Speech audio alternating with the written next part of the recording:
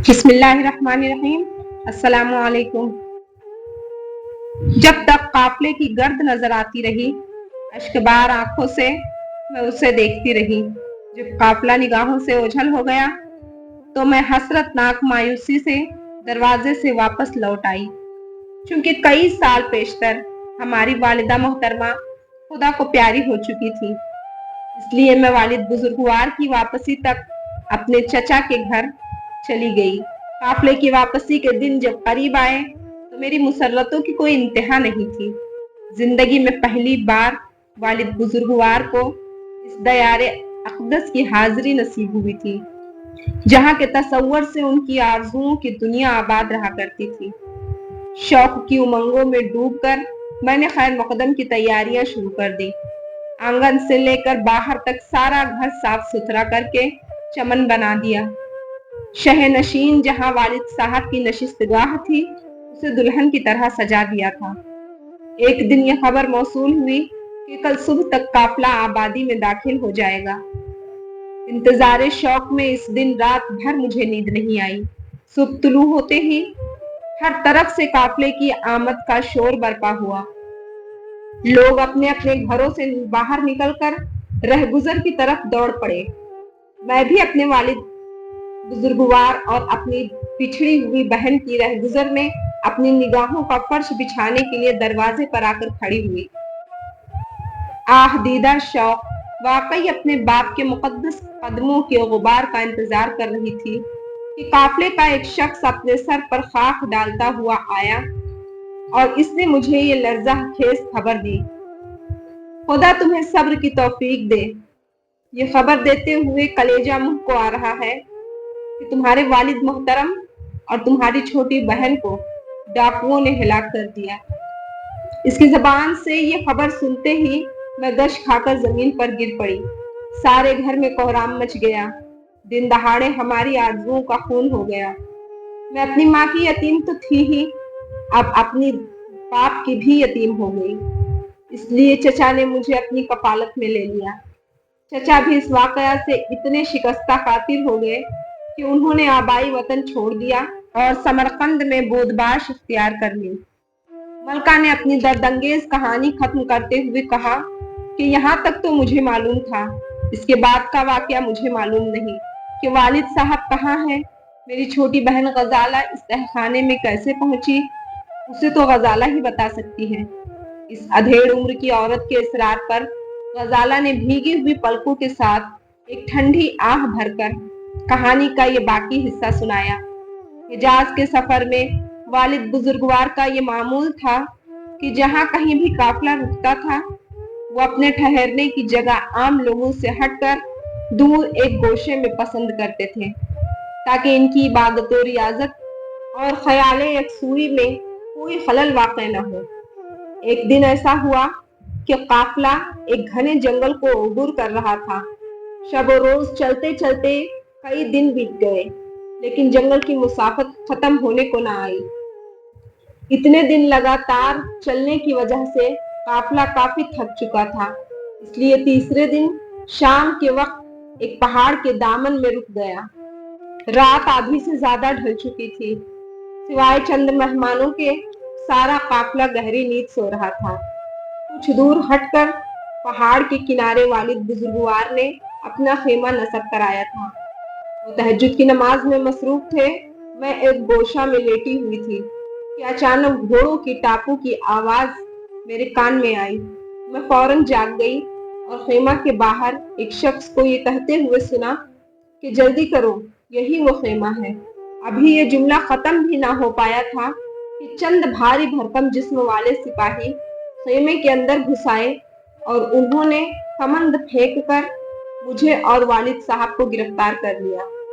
रस्सी के शिकंजों में मेरे हाथ और पांव कस दिए गए और मैं बिल्कुल बेबस हो गई। इसके बाद जालिमों ने मुझे वहां से उठाकर एक तेज रफ्तार घोड़े की पुश्त से बांध दिया। जिस वक्त सिपाही ने घोड़े को हरकत दी, मैंने पलट कर देखा कि वालिद बुजुर्गवार को भी इसी तरह एक घोड़े की पुश्त से बांधे हुए हैं। इसके बाद उन्हें कहाँ ले जाया गया, उनके साथ क्या वाकया पेश आया, मुझे कुछ मालूम नहीं। اس کی بھی مجھے کوئی خبر نہیں ملی کہ وہ آج تک حیات ہیں یا وہ بھی خدا کو پیارے ہو گئے ہیں۔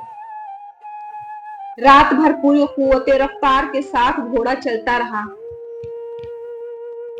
صبح کو جب سورج کی کرن پھٹی تو مجھے گھنی پہاڑیوں کے بیچ میں ایک چشمے کے کنارے پر اتارا گیا۔ میرے ساتھ 2 گھڑ سوار اور بھی تھے جو دائیں بائیں دونوں طرف سینہ تان کر چل رہے تھے۔ اب میرا کمند کھول دیا گیا تھا، لیکن تکلیف کی شدت سے سارا جسم چور چور ہو رہا تھا۔ بڑی مشکل سے چل کر میں چشمے کے کنارے پہنچی اور وضو کر کے صبح کی نماز ادا کی۔ ہنوز میرے اوپر سکتے کی کیفیت طاری تھی۔ سمجھ میں نہیں آ رہا تھا کہ میرے ساتھ کیا واقعہ پیش آ گیا ہے۔ نماز سے فارغ ہو کر میں اپنا منہ ڈھانپے ہوئے ایک کنارے پر بیٹھ گئی۔ فرتے تحیر سے مجھ سے رویا بھی نہیں جا رہا تھا۔ ایک سپاہی نے مجھ پر طنز کرتے ہوئے کہا، اداس کیوں بیٹھی ہو؟ آج شام تک تم سمرقند کے بادشاہ کی ملکہ بنا دی جاؤ گی۔ شاہی محل پہنچ کر تمہارے دن پلٹ آئیں گے۔ یہ سنتے ہی ایسا محسوس ہوا جیسے کسی طوفان کا بند ٹوٹ گیا ہو۔ میری ہچکیوں کے گداز سے چٹانوں کے جگر میں شگاف ہو گیا۔ ایک بھیانک خوف کے انجام سے میں لرز گئی۔ خدائے کردگار اور رسول کونین کی جناب میں دل کی خاموش فریاد کے سوا میرے لیے نجات کی کوئی سبیل نہیں تھی۔ والد کا غم الگ سوہانے روح تھا اور خود اپنا حال یہ تھا کہ مارے شرم و غیرت کے زمین میں دفن ہو جانے کو جی چاہتا تھا۔ تھوڑی دیر کے بعد پھر سپاہیوں نے گھوڑے کی پشت پر مجھے سوار کیا اور گٹھری کی طرح باندھ دیا۔ جسم کی اذیت کے علاوہ روح کا قرب سب سے زیادہ جاگسل تھا۔ گھوڑے کی پشت سے بندھی ہوئی نیم بے ہوشی کے عالم میں چلی جا رہی تھی۔ مجھے خود نہیں معلوم تھا کہ میرا انجام کیا ہونے والا ہے۔ شام کو ایک وادی کے قریب پہنچی تو سامنے ایک نہایت عظیم الشان محل نظر آیا۔ سپاہی نے پھر مجھے طنز کرتے ہوئے کہا، دیکھ لو، یہی وہ شاہی محل ہے جہاں تمہیں ملکہ بن کر رہنا ہے۔ پھر زخموں پر نمک چھڑکنے کی ٹیس محسوس ہوئی اور میں پھوٹ پھوٹ کر رونے لگی۔ کسی پہرا دینے والے سپاہی نے آواز دی، محل کے عقبی دروازے پر گھوڑا لے جا کر کھڑا کر دو۔ باغ پکڑے ہوئے ایک شخص گھوڑے کو آہستہ آہستہ لے کر آگے بڑھا۔ محل کے عقبی دروازے پر گھوڑا کھڑا کر دیا گیا۔ چند ہی لمحے بعد دروازہ کھلا اور اندر سے چند نوجوان عورتیں باہر نکلی اور مجھے گھوڑے پر سے اتار کر اندر کی طرف لے چلی۔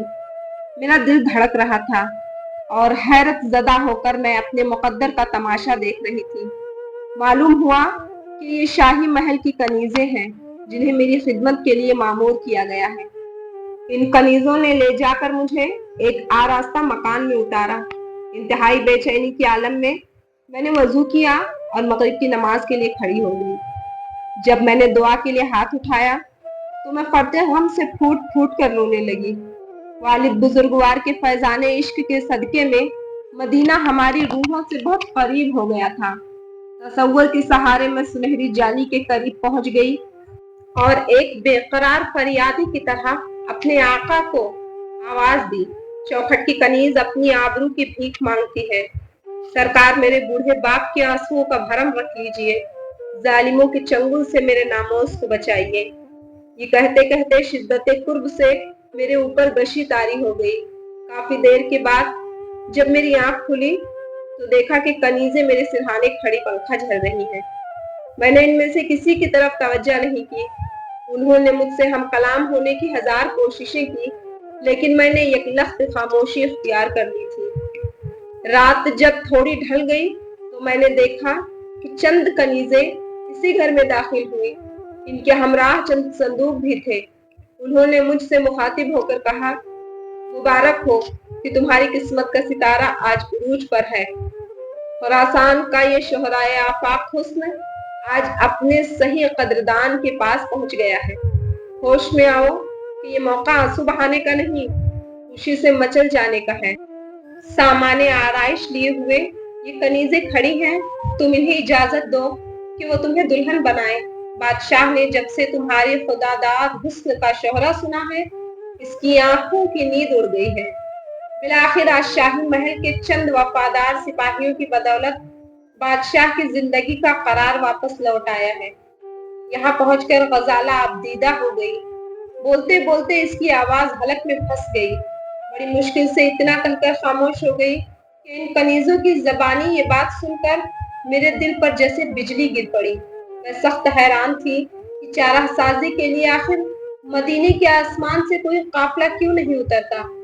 मैं ये वहशतनाक खबर सुनते ही रंजो गम से निढाल हो गई। कनीज़ें मेरे करीब आकर बैठ गई और मुझे समझाने लगी।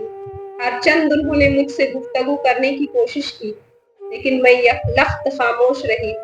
जब बहुत देर हो गई तो बादशाह की एक मुंह लगी कनीज अचानक दौड़ती हुई आई और अचानक इन पर बरसने लगी। जहां पनाह हुजला उरूसी में कब से मुंतजिर बैठे हैं और तुम यहाँ हाथ पर हाथ धरे कब से बैठी हो।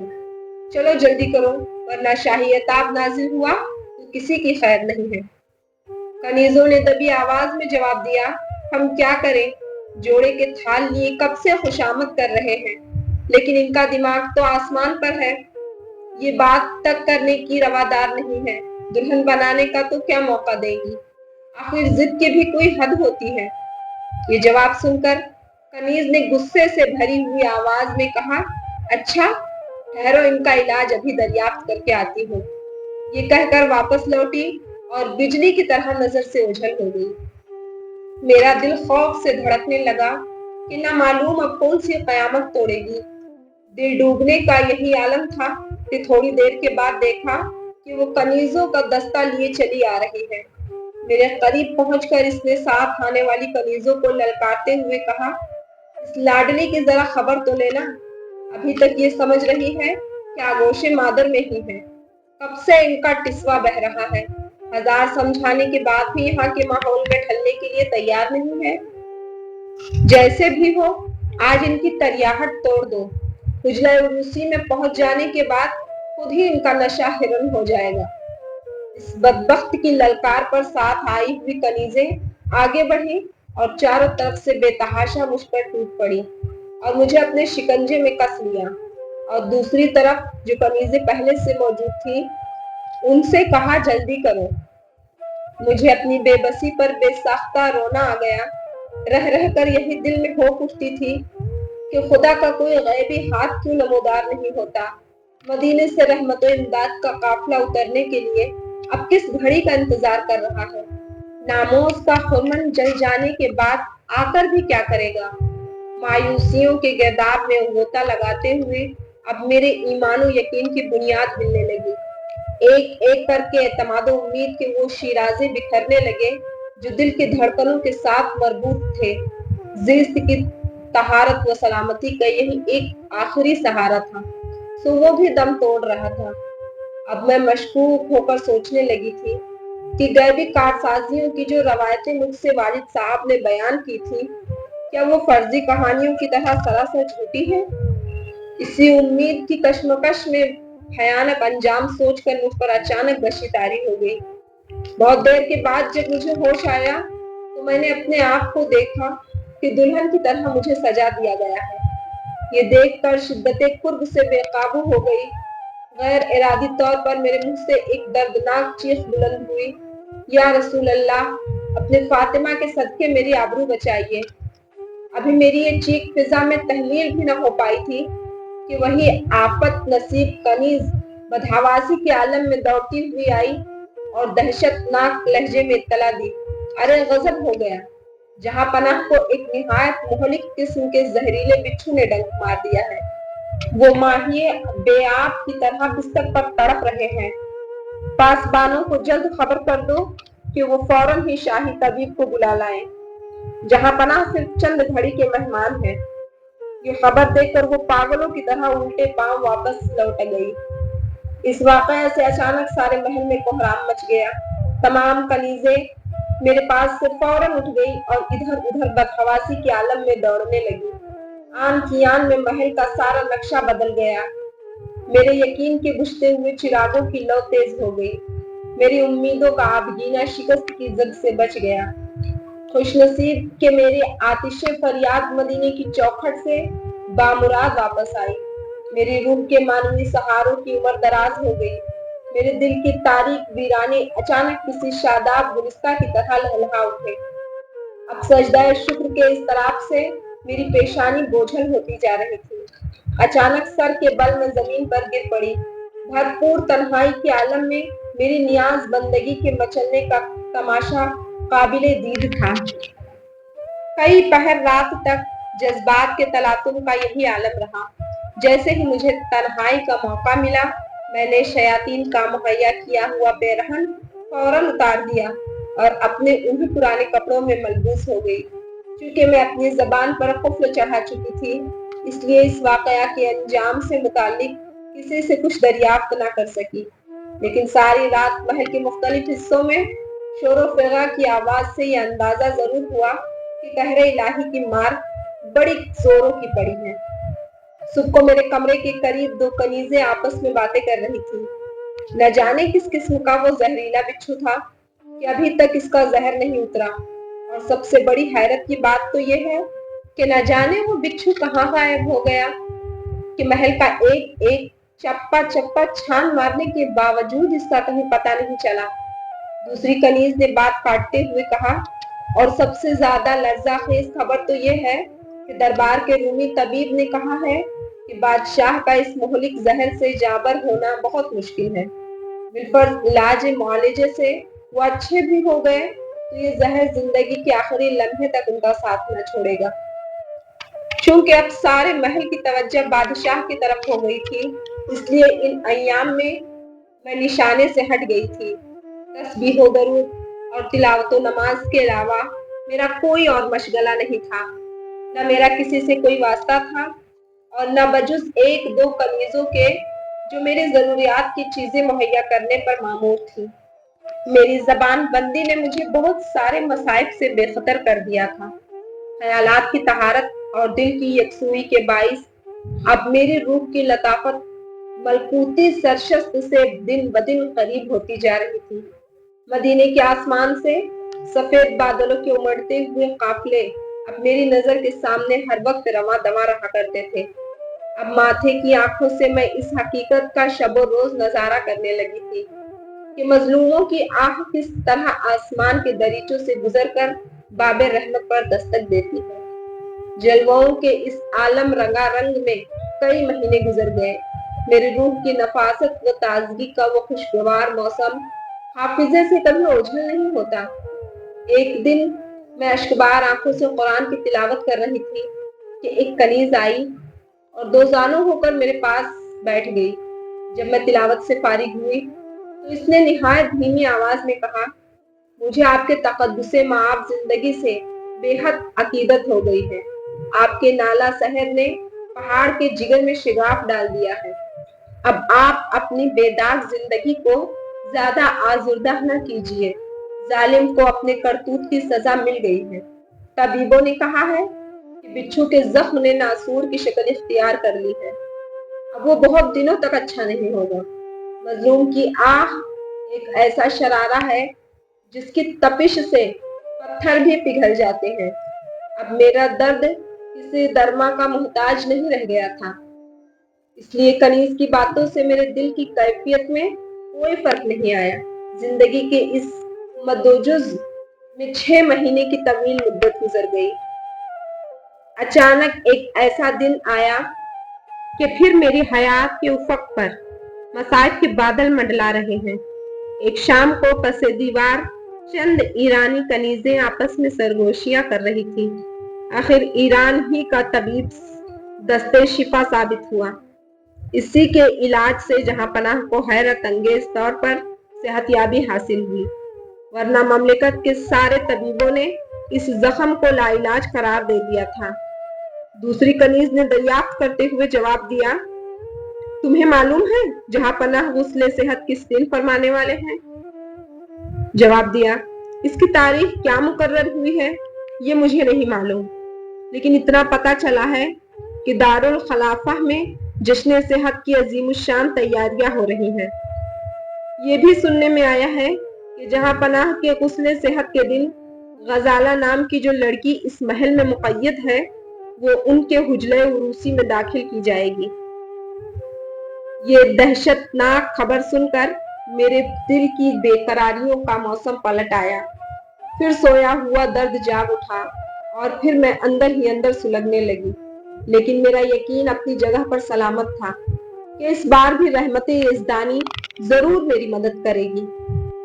मेरी बेजान लाश के जनाजे से पहले मेरी नामूस का जनाजा कभी नहीं उठेगा। कुछ ही दिनों में महल के अंदर से लेकर बाहर तक तैयारियां शुरू हो गई। इस जमाने में गम का एहसास इतना नाजुक हो गया था कि शादियाने की आवाज से रगे जान पर चोट पड़ती थी। एक दिन शाम को वही शौक व अय्यार कनीज मेरे पास ये पयामे मर्ग लेकर आई। लाडली, महल में रहते हुए तुम्हें काफी अरसा हो गया है। अब तो यहाँ का माहौल रास आ गया होगा। आज फिर तुम्हें दुल्हन बनाने के लिए कनीजें आ रही हैं। मुझे उम्मीद है कि बगैर किसी मज़ाहमत के तुम इनकी पेशकश कबूल कर लोगी। आज जहाँ पनाह के जश्न सेहत का दिन है, कोई ना खुशगवार वाकया ना होने पाए। इनकी मुसर्रतों में शरीक होना हमारा अखलाकी फरीजा है। ये जान सोज खबर सुनाकर वो बदबख्त चली गई और मैं मुंह ढांप कर रोने लगी। थोड़ी देर के बाद वही कनीजों का दस्ता लिए हुए मेरे पास आई और मेरे करीब आकर बैठ गई।